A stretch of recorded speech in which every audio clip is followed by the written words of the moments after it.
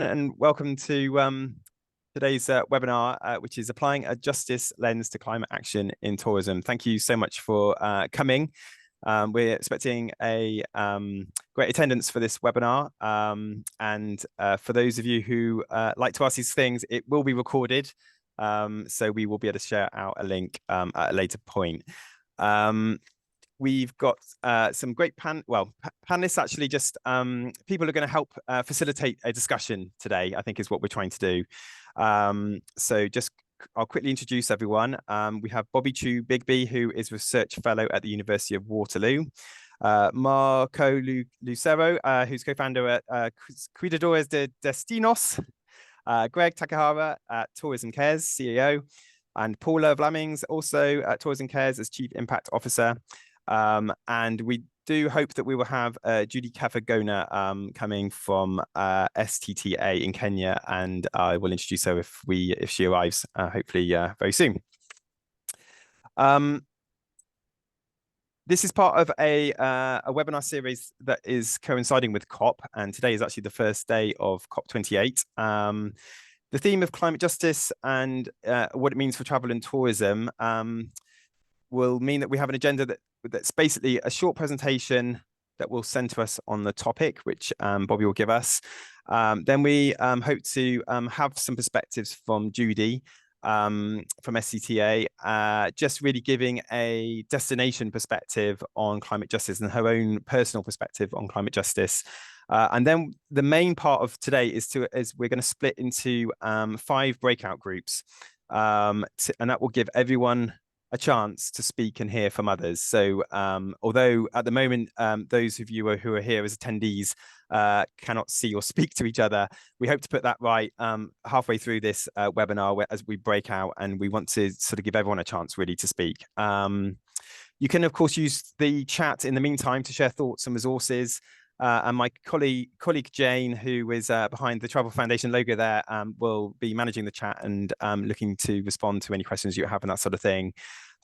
This topic will no doubt bring up some difficult themes, some strong personal opinions we have found as we have been talking to people about it.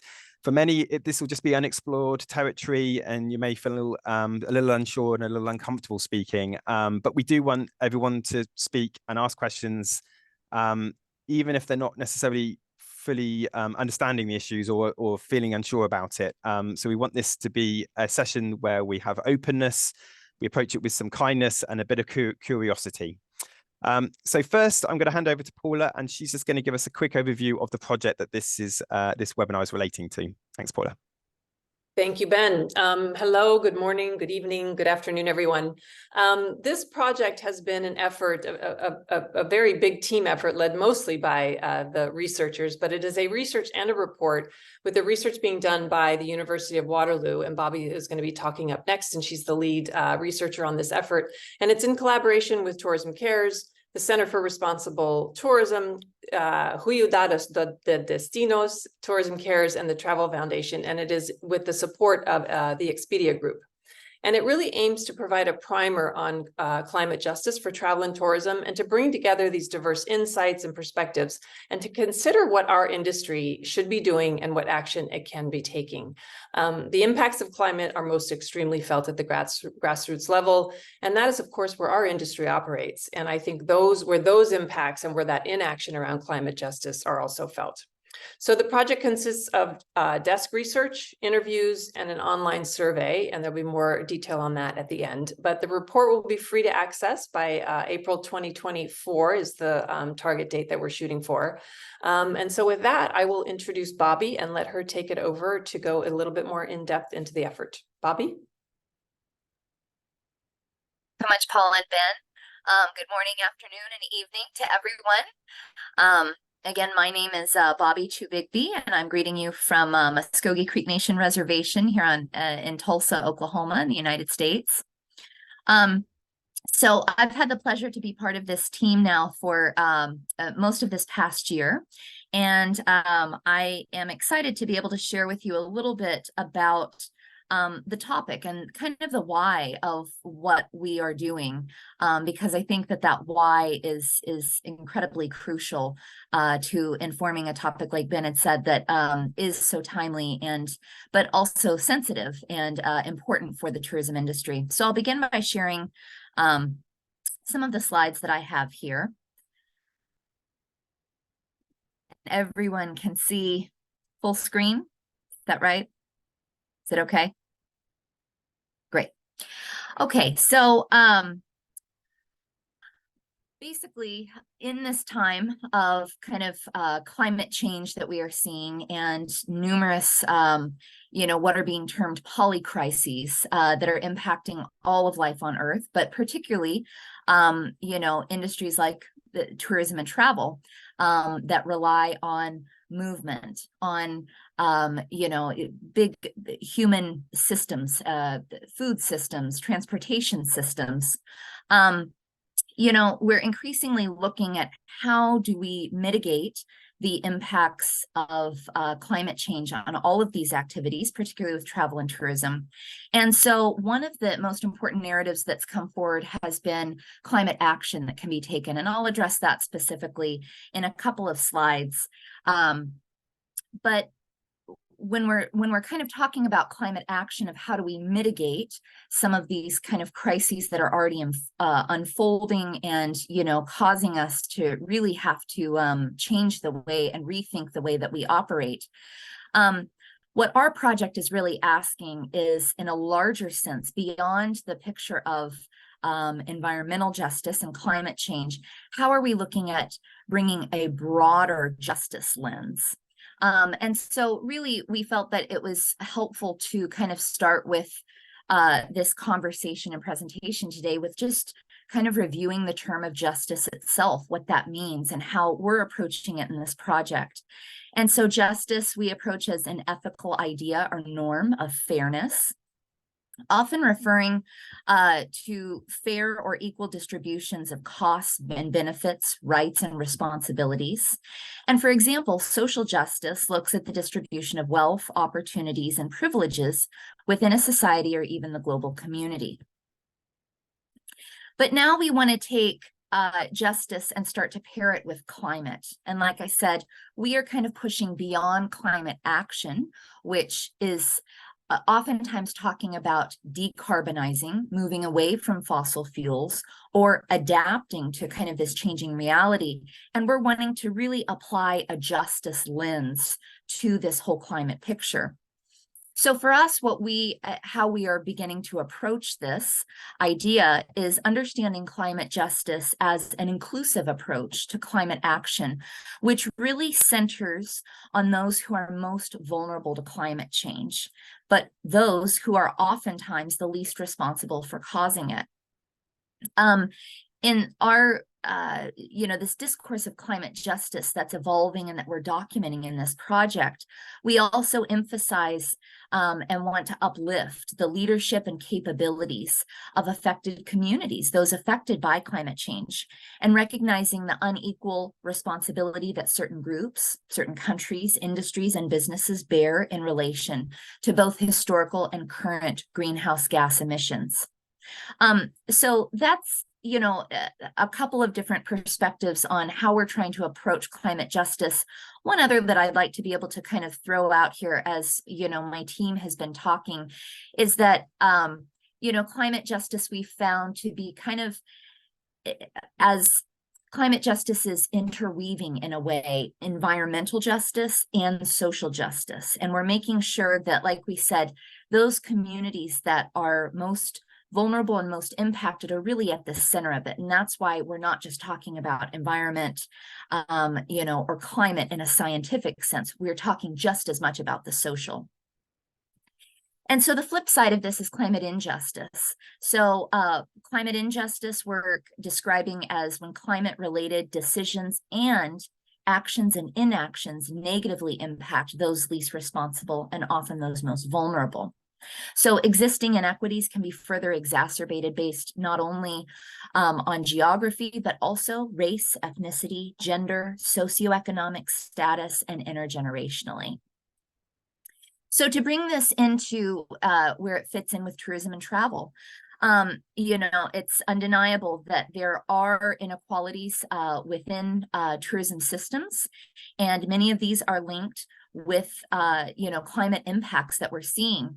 So, for example, transportation networks and technologies that are really at the center of enabling modern tourism and travel as we know it, and mobilities come with emissions and fossil fuel use that we're having to talk about. There are inequalities oftentimes from the food sourcing, food overconsumption, and food waste in tourism. And then I think also a big elephant in the room is the fact that these ecosystems that are the destinations, the attractions of tourism upon which all tourism and travel rely, oftentimes it's led to environmental degradation. But again, in bringing not just talking about environment and climate, but specifically the social justice into this, there are other considerations of inequality in tourism that are important to be acknowledged, including in some tourism settings, low wages, poor working conditions, and over-reliance on tourism for some communities. We saw some of these impacts during COVID when communities that relied completely on tourism suddenly did not have it. Other considerations of inequality can include commodification and erosion of traditional cultures or inaccurate storytelling of histories. And also exploitation and oppression of non-human animals through tourism that's increasingly being recognized. So we're seeing with a lot of the discourses going on around climate change, climate action, that there are really unequal paths and impacts ahead for destinations and communities. Like I said, within climate action, some of the most important steps being talked about right now are adaptation and decarbonization. And so to kind of give examples specifically on how this is impacting travel and tourism, we'll start with adaptation. So for some tourism destinations and communities that have already been at the front lines of facing these climate impacts, these can include sea level rise, increased droughts and wildfires, increased flooding, unpredictable or lessened snowfall, and on, that again is just showing how much the natural environment, the climate, really is kind of the base for providing kind of a tourism product. And so in the face of these climate realities, many of these communities are increasingly needing to adapt, to change, or to even abandon certain tourism offerings in relation to these climate realities. And this is what we're talking about with adaptation.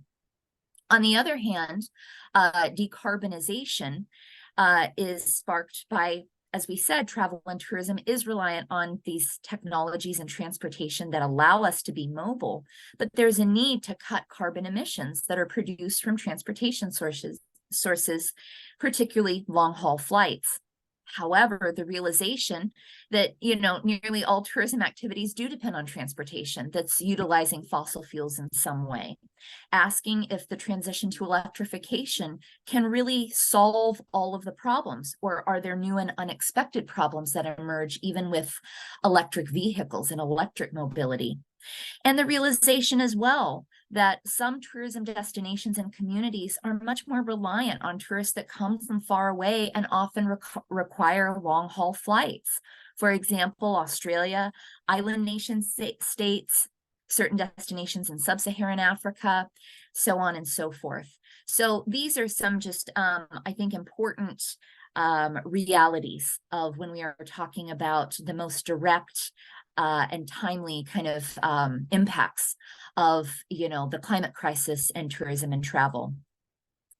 And so I'll just kind of wrap up the presentation here on this note of introducing into this discussion we're having on climate justice and impacts, one of our most important terms and guiding concepts, which is inclusion.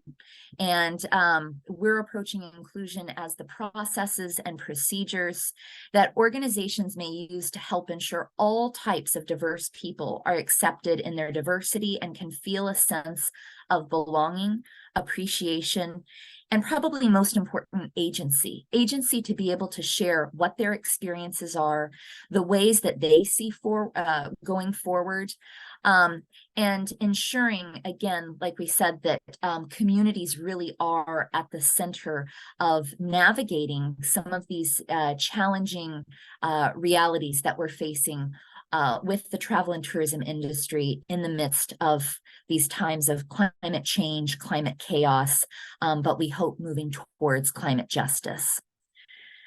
So with that, I will turn it back over to my colleague, Ben. Thank you so much, Bobby, for that overview, which hopefully just sort of centers us on the topic. And I'm delighted that Judy's now been able to join us. I would like to just introduce her next to speak. So as I mentioned before, Judy is founder of Sustainable Travel and Tourism Agenda in Kenya and wider East Africa. I think she'll be known to a lot of you out there. And we invited her at quite last minute, actually. Thanks, Judy. So thank you for stepping up to really just provide some perspectives, some views on this issue and how it might be translated into a context, which obviously is the Kenya and wider area. And so this is really a chance just for us to think about this within a context, and we will then continue that sort of thinking in our breakouts. Thank you, Judy, for your personal perspective and thoughts. I'll hand over now. Or you're on mute for now. I'm on mute. Hi, everyone.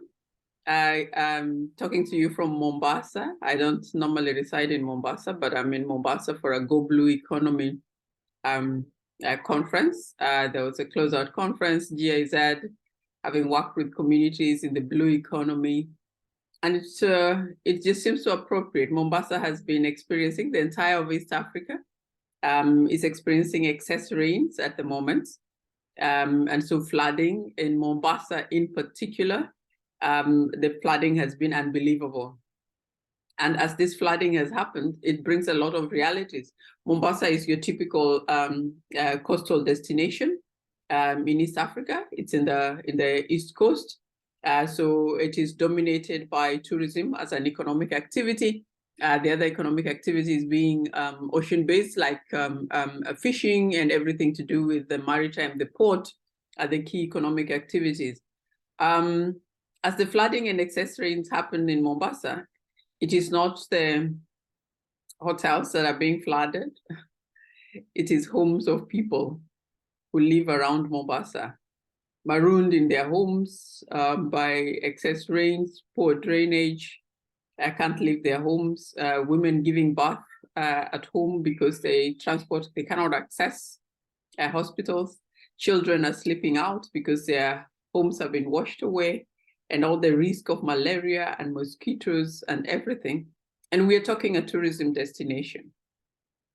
So when we were talking about the perspectives, when I was talking to Ben earlier on, when we were communicating, say, yeah, I've not prepared for these conversations, but the realities are with us every day. It is no longer something that we read about, we are living it. Where I am in Mombasa now, the original access has been closed and a new road had to be opened for us to access where I am right now, because the drainages are blocked, the roads are blocked, homes are marooned, people are moving out. It's actually chaos. But in all this chaos, yes, there are people who have flown in from other places of the country this morning and yesterday, and we have had a conference in a big 5-star hotel, and they're not feeling the impact of the excess rains because they have the means and the capacity to manage the drainage around them. They have the means and capacity to have the right infrastructure that will withstand excess rains. They have the means and capacity to probably even communicate with authorities so that the roads that are leading to these hotels and establishments are accessible. I have not had in the news any tourist hotel at the coast that has been marooned and is not accessible anymore. So yes, those are the realities of destinations that are defined by tourism. but are really feeling, the residents of these places are feeling the impacts and the wrath of change in climate, which comes with flooding and excess rains, like what we are experiencing in Kenya at the moment. So back to the central discussion of matters of climate justice. That is where we start our conversation.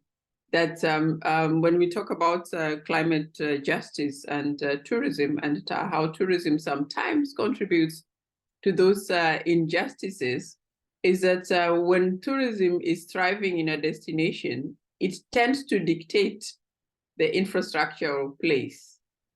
The airports will be working. The roads going to the tourism establishments will be in good shape. Water supply to the tourism establishments will be available throughout. Clean water, for that matter. The other residents' needs seem to take a backstage, because tourism has a way, I don't know where the rest of the world, but in the world where I come from, tourism has a way of forcing policy change. It has a way of influencing infrastructure development in certain areas. It has a way of getting what it wants at the expense of the community. In this coastal town of Mombasa, I know that every tourist hotel has got a good supply of water every day, but more than 50% of the residents of Mombasa depend on water. That we call it here water kiosks, which means somebody is selling water and you go with your container, you fill it up, which means they don't have running water inside their facility. So tourism is always competing for resources. And as water becomes scarce, you realize that luxury is in competition with basic need. Do you pipe water to the hotels because they bring the taxes, and let the rest of the population survive, look for how to get access to water? In other places, I have seen efforts by tourism across Africa. I've seen efforts by tourism, particularly in safari tourism, where tourism has realized that it is competing for resources with the community and has made provision for community. For example, I know of a project in the Mara by tourism that was water for water. So if the tourism establishment was in an area that had a spring, and therefore the communities can't access the spring, then the tourism establishment will provide a water pan or a borehole outside for the community so that they can also access the water. So as resources like water become less and less scarce, you find that there are injustices in tourism destinations, because tourism facilities will never lack water, but communities will go without water. When there is scarcity of food, like in some places, sometimes you got serious drought, the local people have to compete with the tourism facilities for the price of food. Whoever can afford to pay gets to take the best food, and what is left is inaccessible. The community can only access what is left. I know of communities that, like where my parents come from, grew up knowing that fish was a local food, and every one of them could afford it, and they could eat it every day.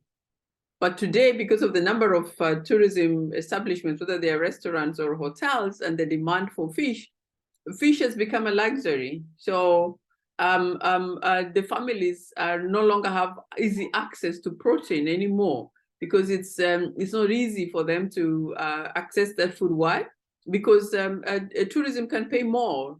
Tourism facilities can pay more. Supermarkets can pay more for it, and supermarkets are supplying the established businesses, and mainly direct consumers in big cities, or tourism establishments who even have contracts with small fishermen. I have seen here at the coast that hotels, the big hotels, go and contract small fishermen, artisanal fishermen, and they collect all the catch in the morning. They send their vehicle to the landing base and they collect all the catch, and there is nothing that is left for the community. Is this justice? Is this fair? I don't know, but where do we draw the line? Where do we draw the line? I know that some arguments will say that, is it the fault of tourism? The fisherman wants money. That's how he went fishing, and tourism could pay the best price. And he got the best price, and he sold it for the best price that he could. My question at this point is that, is there another way of doing it? Is there another way that tourism will not tourism in destinations will not alter lives and livelihood? I had earlier on about tourism altering cultures. You know, if people used to use boats for fishing, you find that in some destinations, the boats are now used for excursions, right? And when it's used for excursions, it immediately alters the livelihoods of the people in that destination. Is that an economic problem, or is it purely related to tourism? I think those ones are gray areas, but we're just gonna flag them out and as an industry think about them and ask ourselves, how far do we go? How far are we responsible, right? And if we are responsible, then we take action. I'm saying all this, I'm using all these disclaimers so that it doesn't look like I am putting the blame on tourism or I'm accusing tourism. I'm just saying these are realities, and tourism should ask questions. Are we responsible in any way?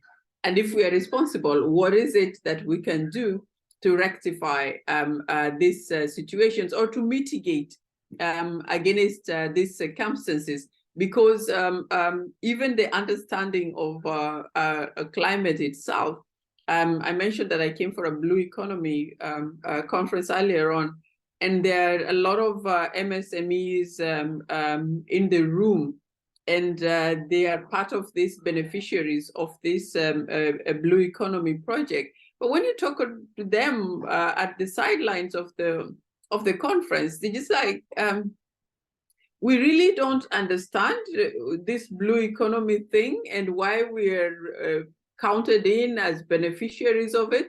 Is there, at lunchtime, one asked me, isn't there another way that the Blue Economy can be considered an asset, a natural asset of the people, so that we don't really have to compete to look for venture capital to invest, but there are ways in which benefit sharing models could be developed, programs that could be developed that could actually, for what we do for the oceans, for protecting them, for doing small scale fishing and not overfishing and all these things, is there a way that we benefit just for being good custodians of the resources that we have? We are not the ones who have encroached on the beaches. This young man was telling me at lunchtime. It is tourism that has built on the banks.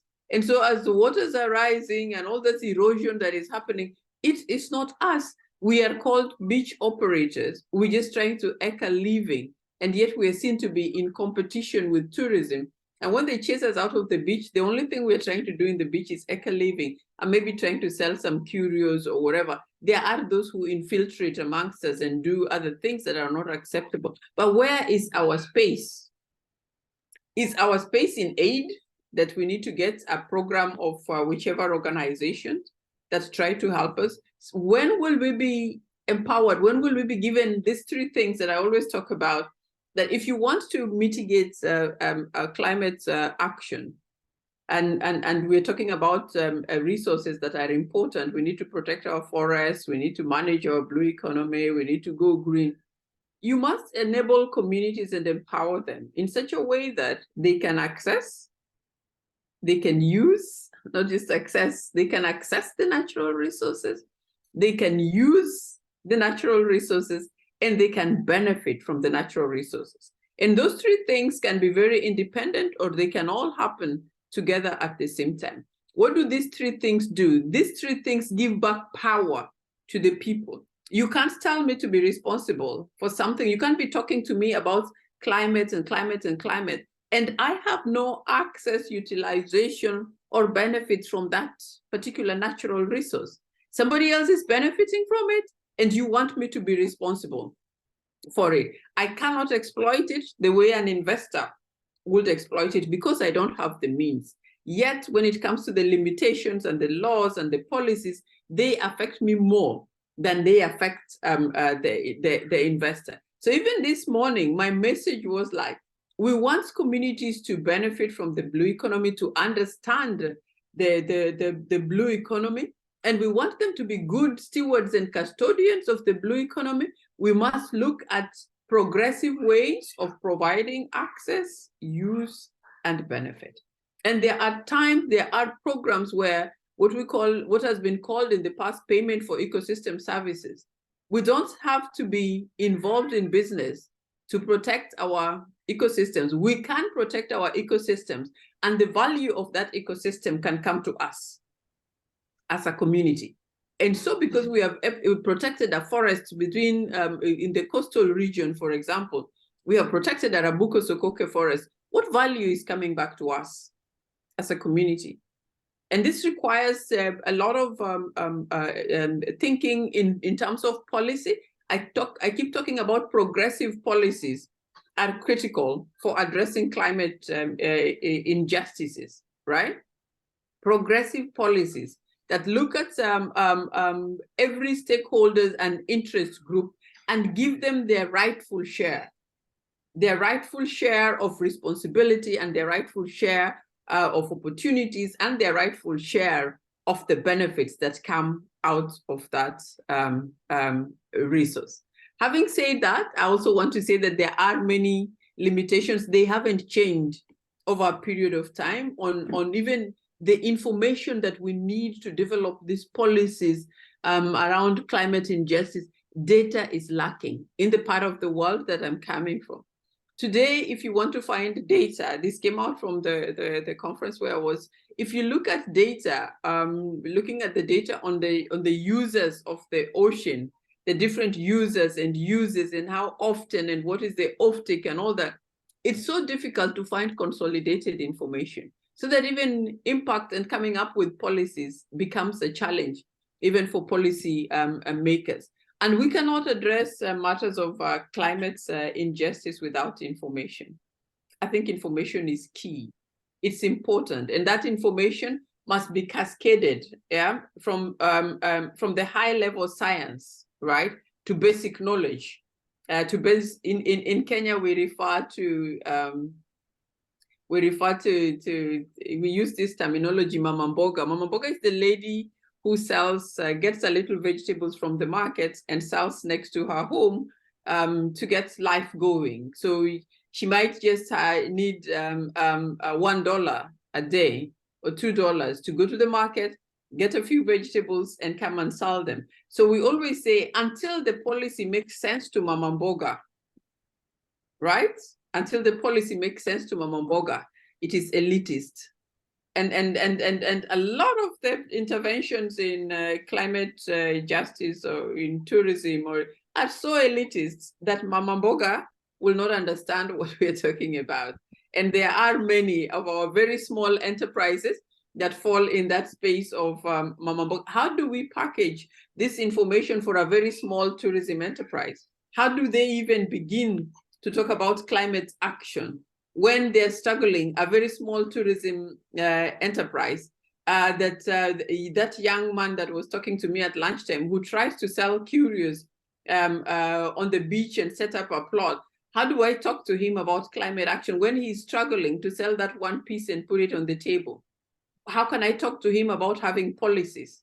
That he has to have a business that has policies to protect the ocean and all those kind of things. So if climate action, right, does not speak to people's livelihoods and they cannot see it, even that by itself becomes an injustice, because you're talking to me language that is not making sense to me. You're speaking language for yourselves, but this thing doesn't make sense to me. So knowledge and knowledge dissemination, can become a barrier. And if knowledge is not packaged properly and communicated properly so that everybody at every level understands it, it also becomes a place of injustice where people are excluded because of how climate information and knowledge is communicated. And today, I think from where I sit and the very small enterprises here in Mombasa, I'm working I'm mentoring some 16 very small enterprises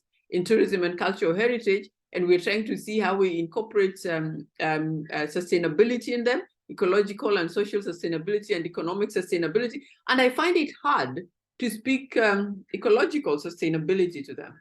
I find it so hard because they're most of the time they're like, wait until I can see a proper bottom line. And that proper bottom line, when you ask what that proper bottom line means, it means when I'm able to do this, when I live in a good house, when I have access to water, when I can afford healthcare, when I can do all this, when I can do all that, then maybe that language will make sense. So the fact that climate information is not equally understood is by itself an injustice. And this is not just a tourism thing. Thank you, Ben. I have spoken too much. Thank you, Judy. That's brilliant. And just going to quickly sum up what you just said. Well, I'm going to try, I think, just to make the points, because these are the points that we can all take with us to the breakouts. That we need to be thinking about the injustice around the kind of tourists first versus residents taking the backstage on things like resources. You mentioned the access, the use, and the benefits of resources. You mentioned the information and knowledge, and actually the language that we're using that so that it can speak to people about their sort of daily lives and their livelihoods.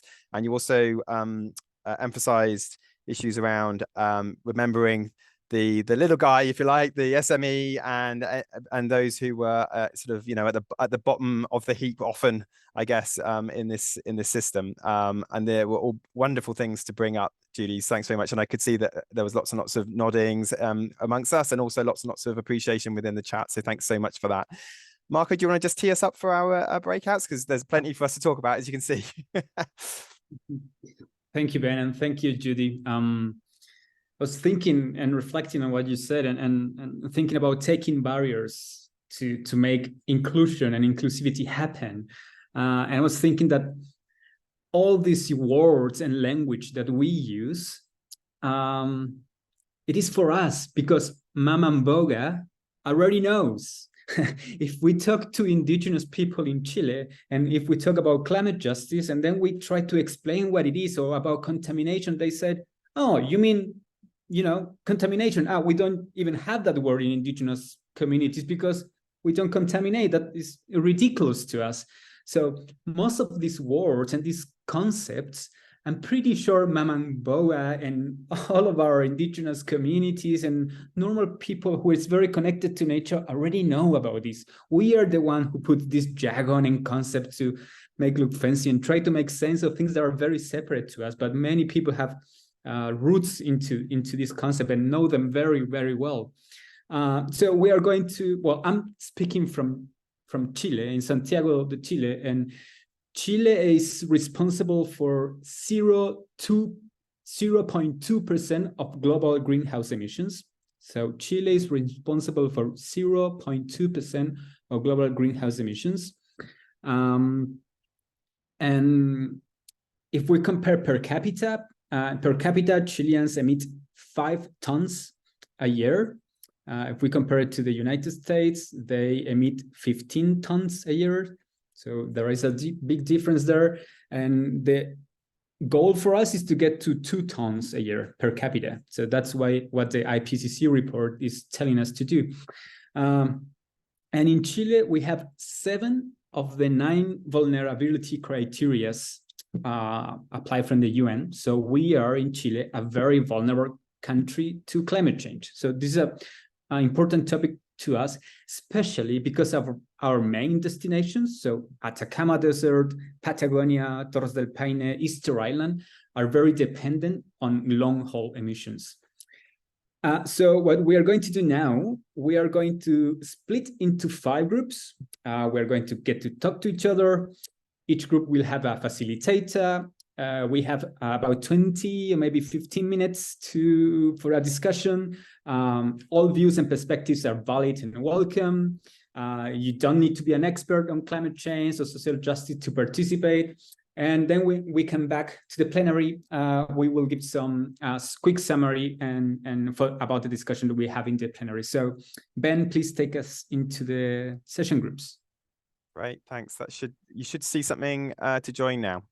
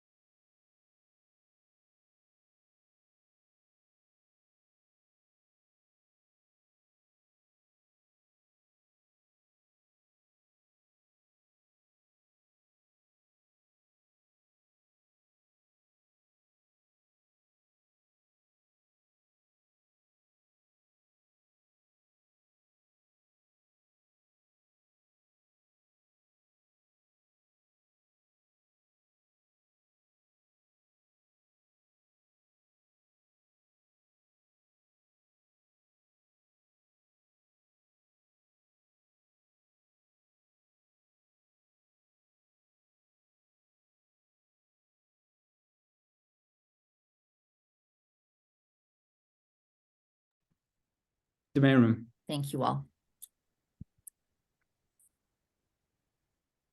Great, thanks. I had a good conversation. I expect everyone else did too, did they? Marco, do you want to kind of, I guess we've got like about a minute each or something, just to kind of give a bit of feedback on what we've got, on what we came up with. Well, thank you for everyone in my group. I love the discussion, and I think we needed a little bit more time. But so we respond to two questions. So in what ways is tourism and travel linked to climate-related injustices, and how might travel and tourism address these and support just transition? So we talking about injustices. We talk about, you know, how these tour buses go into local communities and go down, take pictures, many pictures, and then jump into the bus again and leave nothing behind but trash sometimes. So that is injustice. We talk about, well, not every tourist or not every type of tourism is really unjust or has the same responsibility. So we look into, you know, private planes and private yachts when traveling. They are very responsible and have a huge amount of emissions. So when we talk about injustices, we also need to look deep into the travelers and make difference, because not every traveler can be said as the, you know, has the same responsibilities. We talk about the injustice, for example, to access to capital, or the financial injustices for local communities to start their own businesses. And then how might travel and tourism address this and support just transitions? We talk about circular economy, about diversity, and finally, we also have a very strong message, which is to give local people power. To empower local people when you know, talking about decision making in destinations. So very interesting conversation, and I hope that we can continue this conversation and look forward to the result of this research. So Paula, if you want to, were you facilitating a group? Yeah, I think you were. Yes, I will be very quick. We talked a lot about initially certifications, how many of the more the grassroots efforts that are going on that can be impactful in communities are not certified, and that the challenge is for the industry to learn about them. How do we get them to know that they exist? There's examples in Rwanda and Kenya and all over the world, and certainly how do we connect with those for that link in the chain of solutions. We also talked about how this is the resources are a global problem. It's not just tourism that are taking them and sucking them up in communities. It is a global problem with global commercialization of fisheries and water privatization around the world. That how does the tourism industry, if we call ourselves an industry, fit into that bigger puzzle of resource extraction? And we talked about, you know, how do we then empower those local people to really have that connection to what we are doing in the industry? So the links in the chain are all the way felt from the very global to the very small grassroots through climate. Excellent, thank you, Paula. Yep. Greg, please. Yeah, 1 minute. Wow. Let me just start with the fact that Judy, clearly you inspired all, and Bobby, what I can say from my group is that we have an incredible international slate of resources that you can tap into. What was so remarkable was that my breakout group was so well represented all around the world and had such diverse perspectives. I think one of the things that we really honed in on was an element of, you know, there's frustration in the room, clearly frustration in the room, that there's a lot of talk and not enough action, but yet the conversation continued to evolve to where a number of people, whether they were PhD students or whether they were people working with social enterprises on the ground, were doing collaborative work. Many people raised the issue of where is the power, and, you know, so where is government in some instances, but some others said, you know, we have to start grassroots and we have to start working together as individuals. And there were examples of both. And there were clearly elements of frustration, but yet elements of hope. So I think that what we see is a lot of different perspectives that will be so helpful in this research, which will give so many different diverse perspectives. and a little bit of some glass half full and some glass half empty, which I think is really necessary because we need to see it from all sides. Thank you, Greg. Bobby? Yeah, to echo some of the points made by Greg and his group, I think that we were also very early kind of grappling with the question of how do we shift this from not just being a really thought-provoking conversation, you know, that happens all of the time, day after day, but really towards action and really trying to get towards yeah, I mean, how are we able to kind of speak and shift towards the key issues of power, privilege, and money that's behind tourism and travel? You know, questioning of the effectiveness of certain things like carbon offsets was also brought up. But also to kind of echo Greg, I really felt very empowered by this group as just wonderful resources that were kind of brought up, including one participant who brought up about the just energy transition partnerships of South Africa and other countries that are looking at really realigning kind of economic development on a very holistic level. So yeah, wonderful conversations, just wish for more time. Thank you, Bobby. And finally, Ben, please. Thanks, Marco. Yeah, sorry we didn't have more time. It just opens up all sorts of interesting things, doesn't it? I'll just say one thing. We said lots, but I think really my takeout, at least, and I hope it reflects the conversation, was that if tourism can be a good partner to a destination, then that's not even a climate issue at that point. It just needs to start being a good partner to a destination. So less extractive, more inclusive, more community owned, more thoughtful, and at that point I think you can then start to put the layer of climate impacts on top of that. But actually that's the first and foremost thing that I feel like the tourism's, you know, we need to start, you know, it's back to all the old things in a sense that that we know need to move forward, but perhaps climate impact gives this a new impetus and you know, perhaps a fresh way of moving forward, perhaps. So I want to say thanks to everyone. We do need to wrap up. I just wanted to shout out a couple of things. I put a link to a survey into the chat, and we will also provide that link to you in a follow-up email after this webinar. That's a survey where you can continue this conversation with us. Let us know what you think. We really want to hear your perspectives. You don't have to be an expert. We just want to know your thoughts and perspectives. And note there's a Spanish version of this webinar happening next Tuesday. If you know Spanish communities, please share that link. Again, that was in there.